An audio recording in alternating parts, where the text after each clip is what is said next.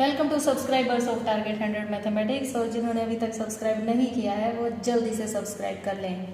हाँ जी, 12th class 2 chapter आपके complete हो गए हैं। नेक्स्ट चैप्टर देखिए, चैप्टर 5 है कंटिन्यूटी एंड डिफरेंशिएबिलिटी।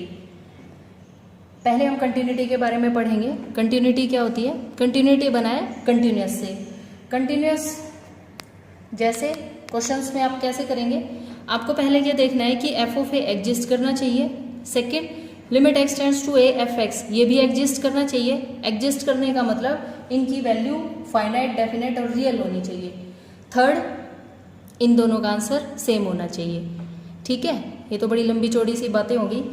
देखो सिंपल मैं आपको समझाती हूँ। कंटिन्यूस का मतलब होता है जैसे आप साइन का ग्राफ बनाते हैं तो साइन का ग्राफ आपका ऐसे चलता है, इसमें कहीं कोई ब्रेक नहीं आता, ये इस तरह चलता रहता है। और इस साइड भी ये ऐसे ही चलता है और इसकी वैल्यू 1 और -1 के बीच में रहती है। ठीक है, सिमिलरली कोस का जो ग्राफ होता है वो ऐसे चलता है। जो ग्राफ कहीं भी ब्रेक नहीं होते उन फंक्शंस को हम कहते हैं कंटिन्यूस फंक्शंस। ठीक, ये भी 1 और -1 के बीच में इसकी वैल्यू रहती है। लेकिन हम जो क्वेश्चंस करते हैं उसमें हमें ग्राफ बनाकर चेक नहीं करना होता कि आपका फंक्शन कंटिन्यूस है या नहीं है। तो क्वेश्चन करने का क्या तरीका है वो बताती हूँ मैं आपको। एक क्वेश्चन देखते हैं हम। F x is equal to 5x - 3, हमें 0 पर चेक करना है ये फंक्शन कंटिन्यूस है या नहीं। सबसे पहले आप क्या करेंगे, एफ ऑफ 0 कैलकुलेट करेंगे। एफ ऑफ 0 वेरी सिंपल, जहाँ जहाँ x है वहाँ आपको 0 पुट करना है। 5 की 0 से मल्टीप्लाई 0, ये आ गया -3। देन आपको ये लिमिट कैलकुलेट करनी है। लिमिट एक्स टेंड्स टू 0, जिस पॉइंट पर आप ये लिमिट कैलकुलेट करेंगे वो पॉइंट आपका यहाँ लिखा जाएगा एक्स टेंड्स टू 0। और एफ एक्स की क्या वैल्यू है 5x - 3, ये आपने वैल्यू पुट कर दी। अब ये आप 11th क्लास में सीख चुके हैं लिमिट को कैसे सोल्व किया जाता है। आपने x की जगह 0 पुट करना है, अगेन -3, ये दोनों वैल्यू आपकी सेम आ गई। It means this function is continuous at x is equal to 0। आप इसे किसी भी पॉइंट पर चेक कीजिए, ये फंक्शन आपका हमेशा कंटिन्यूस आएगा क्योंकि पोलिनोमियल फंक्शन हमेशा कंटिन्यूस होते हैं। ये आपका एक पोलिनोमियल है and polynomial functions are always continuous. Understand? इस क्वेश्चन को देखिए आप। F x is equal to 1/x - 5, this function is defined, ये हर जगह डिफाइंड है except at x is equal to 5। अगर आपने x की जगह 5 वैल्यू ले ली तो ये 5 - 5 0 बन जाएगा और 1/0 इन्फिनिटी, जो कि डिफाइंड में नहीं आता। It means this function is continuous for all x belongs to r except at x is equal to 5। ये क्वेश्चन देखिए, यहाँ पर आपको कंटिन्यूटी चेक करनी है। सबसे पहले इस टाइप के क्वेश्चंस में अगर कोई रूल एप्लीकेबल हो रहा है तो आप उसे अप्लाई करेंगे। यहाँ पर 8th क्लास का रूल लग रहा है x + 5x - 5 और a² - b² होता है ना, ये a² - b² का क्या रूल होता है, a + b a - b, और यहाँ पर ये प्लस वाली टर्म कैंसिल हो गई। ये आपका अगेन पोलिनोमियल आ गया और ये हर जगह कंटिन्यूस है, आप हर जगह इसकी वैल्यू फाइंड कर सकते हैं। अंडरस्टैंड? देखिए हमें इस क्वेश्चन में all points of discontinuity find out करने हैं। तो सबसे पहले हम, ये हमारा 2 है, सबसे पहले हम इन पॉइंट्स के ऊपर इसकी कंटिन्यूटी चेक करेंगे, फिर इधर और फिर खुद 2 के ऊपर। तो देखिए जब when x is less then 2, जब फंक्शन x लेस है 2 से, देन फंक्शन की क्या वैल्यू है 2x + 3। ये क्या है, एक polynomial function. Being a polynomial function is always continuous, ये वाला फंक्शन आपका हमेशा कंटिन्यूस रहेगा।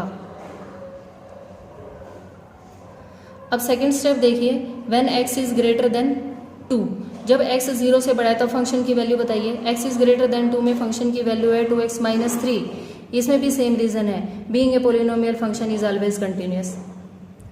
ठीक है, उसके बाद हम चेक करेंगे at x is equal to 2 के ऊपर इस फंक्शन का क्या बिहेवियर रहेगा। अगर ये वहाँ पर भी कंटिन्यूस आ जाता है देन ये फंक्शन पूरी रियल लाइन के ऊपर कंटिन्यूस हो जाएगा। तो आइए अब हम 2 पॉइंट के ऊपर इस फंक्शन की कंटिन्यूटी चेक करते हैं। फर्स्ट स्टेप क्या होता है, एफ ऑफ 2 कैलकुलेट करेंगे आप। एफ ऑफ 2 का मतलब जब x की वैल्यू 2 हो तो इक्वेलिटी यहाँ पर यहाँ लगी है तो पोलिनोमियल लेंगे आप 2x + 3, x की जगह आपको 2 पुट करना है, 2 × 2 = 4 + 3 = 7।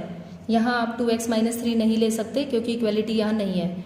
अब सेकंड स्टेप क्या होता है, सेकंड स्टेप में आपको limit x tends to 2 f(x) check करना होता है। यहाँ आपको एक बात ध्यान रखनी है, जब भी कंटिन्यूटी डिसकंटिन्यूटी आपकी चेक करनी आ जाए तो आपको ये सिंबल जहाँ भी दिखाई दे जाए वहाँ हमेशा लेफ्ट हैंड लिमिट और राइट हैंड लिमिट यूज़ करनी है। अब लेफ्ट हैंड लिमिट और राइट हैंड लिमिट क्या होती है, जैसे आपके पास ये 2 है, आप इधर से भी आ सकते हो, इधर से भी आ सकते हो, तो लेफ्ट हैंड लिमिट का मतलब होता है limit x tends to 2 minus f(x).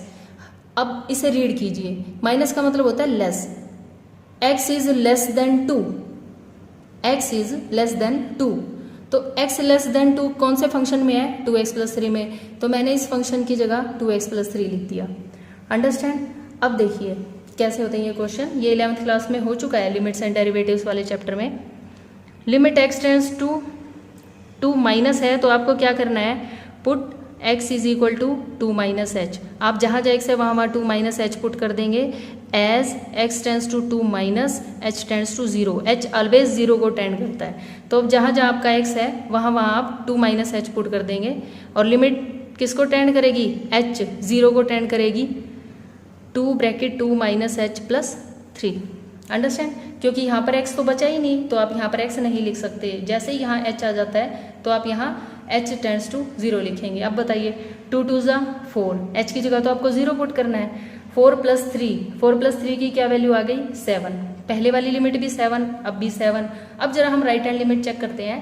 Right hand limit का क्या मतलब होता है, limit x tends to 2 plus f(x), right hand limit में यहाँ प्लस आता है। अब इसको रीड कीजिए, प्लस का मतलब होता है greater, x is greater than 2। अब अपने क्वेश्चन में जाइए, x इज ग्रेटर देन 2, तो अब क्या फंक्शन है आपके पास, 2x माइनस 3, आपने लिख दिया यहाँ 2x माइनस 3। अगेन जहाँ x है वहाँ आपको 2 प्लस एच पुट करना पड़ेगा। x किसको टेंड कर रहा है, 2 प्लस को, h हमेशा किसको टेंड करता है, 0 को। ये x था आपका, आपने यहाँ 2 प्लस एच लिख दिया माइनस 3।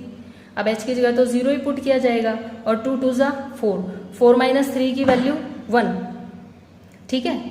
अब होना क्या चाहिए था, होना तो ये चाहिए था कि इन तीनों का आंसर सेम आता, लेकिन इसका आंसर 7 है, इसका आंसर 7 है, लेकिन इसका तो 7 नहीं आया, ये तो 1 आ गया।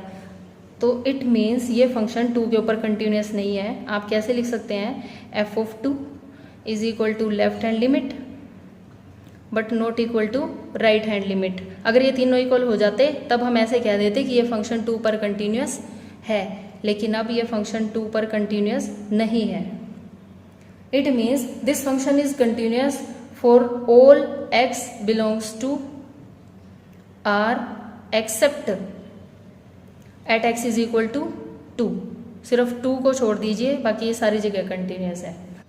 अभी एक बिल्कुल सिंपल सा क्वेश्चन देखिए, आपके पास ये फंक्शन है 3 4 5, ये इसकी कंडीशंस हैं, यानी आपके पास ये 2 नंबर हैं 1 और 3। हमें यहाँ फंक्शन की कंटिन्यूटी चेक करनी है, तो हमारे केस कैसे डिस्ट्रीब्यूट होते हैं देखिए।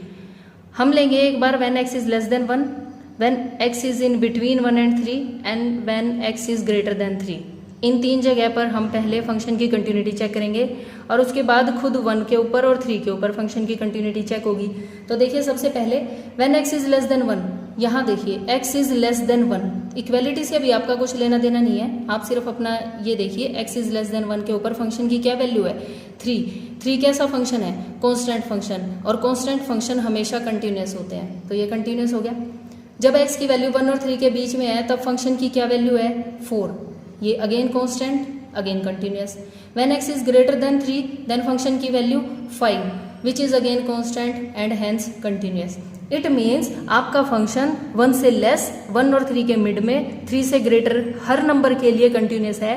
तो अब आपको at x is equal to 1 and at x is equal to 3 check करना है। अगर आपका इन दोनों पॉइंट के ऊपर फंक्शन कंटिन्यूस हो गया देन इट मीन्स ये पूरी लाइन के ऊपर आपका फंक्शन कंटिन्यूस हो जाएगा। तो आइए चेक करते हैं at x is equal to 1। अब किसी पॉइंट के ऊपर कंटिन्यूटी कैसे चेक होगी, सबसे पहले आप f(1) ढूंढेंगे। 1 का मतलब x की वैल्यू 1 कहाँ है, यहाँ पर। अब देखिए आप इक्वलिटी, जब x इज इक्वल टू 1 है तो फंक्शन की क्या वैल्यू है, 3। लेफ्ट हैंड लिमिट में क्या करते हैं आप, लेफ्ट हैंड लिमिट में लगाते हैं x टेंड्स टू 1 माइनस। ठीक है, अब इसको रीड कीजिए ध्यान से, x इज लेस देन 1, पहुंचिए स्टेटमेंट में, x is less than 1, value 3, it means only 3। अब यहाँ आपको पुट करने की कोई ज़रूरत नहीं है क्योंकि x है ही नहीं। अगर x होता तो मैं वहाँ पर 1 माइनस एच पुट करती, तो इसका आंसर 3 आ गया। राइट हैंड लिमिट में क्या लिखा जाता है, limit x tends to 1 plus, अब इसे रीड कीजिए ध्यान से, x इज ग्रेटर देन 1, जाइए स्टेटमेंट में, x इज ग्रेटर देन 1, तब फंक्शन की क्या वैल्यू है 4। अब ये वैल्यूज तो आपकी इक्वल नहीं आई, अगर ये इक्वल नहीं है तो फंक्शन कंटिन्यूस नहीं है। ठीक है, कहाँ पर कंटिन्यूस नहीं है, 1 के ऊपर आपका फंक्शन तो कंटिन्यूस आया नहीं। अब जरा 3 पर देखिए, एफ ऑफ 3 का मतलब जहाँ पर x 3 हो, x में इक्वेलिटी यहाँ लगी है 3 के साथ, तो फंक्शन की क्या वैल्यू हो गई 5। लेफ्ट हैंड लिमिट के लिए आप क्या करेंगे, limit x tends to 3 minus, अब इसे देखिए x इज लेस देन 3, जाइए स्टेटमेंट में, x इज लेस देन 3, ये है वैल्यू क्या आ गई 4।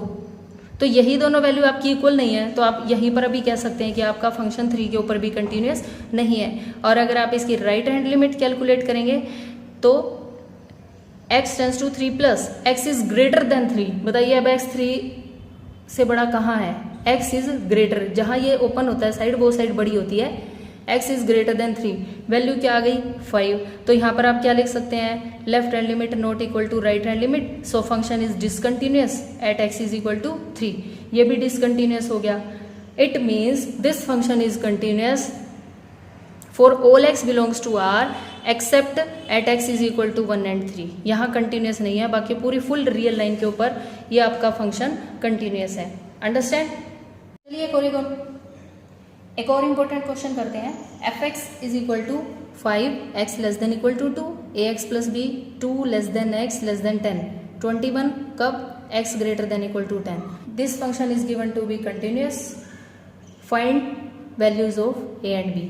अब ध्यान से देखिए, अगर ये फंक्शन कंटिन्यूअस है तो ये 2 और 10 के ऊपर भी कंटिन्यूअस होगा डेफिनेटली। पहले मैं 2 के ऊपर इसकी कंटिन्यूटी चेक करती हूँ, ध्यान से सुनना। At x is equal to 2, जहाँ पर x 2 और इक्वल का साइन है तो फंक्शन की क्या वैल्यू आ गई 5।